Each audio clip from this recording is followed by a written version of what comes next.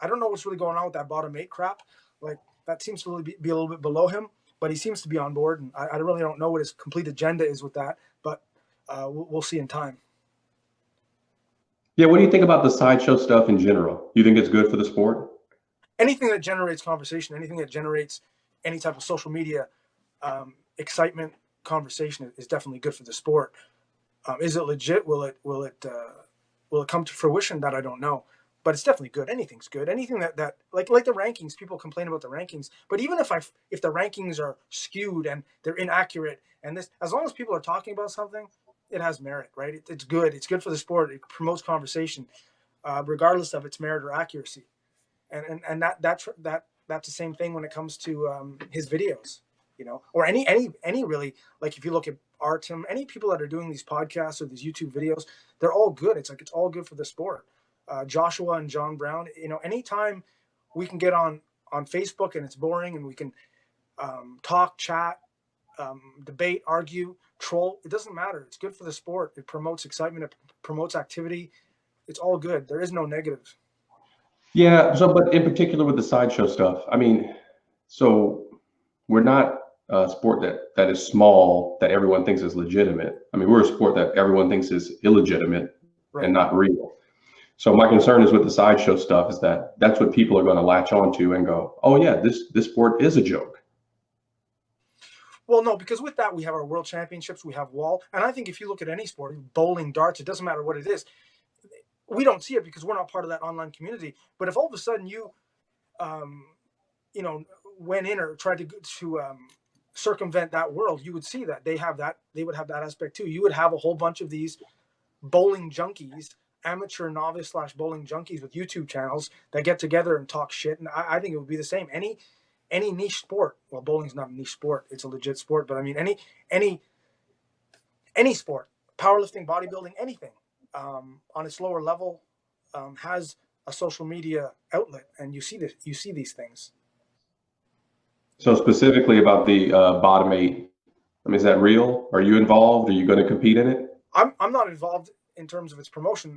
My name has been mentioned competing in it, and if there's money, if Ryan Bowen puts in money and there's money, I'll throw my hat in the ring. If it's legit, I'm not sure it's legit because it doesn't make sense to me. I can't see Devon getting a sponsor to bring Artem up. I know Craig can't. I don't believe Craig can cross the border. Who's the other one? Mac Telly, I know, cannot cross the border. Evan Bogoyan's rarely even sober. So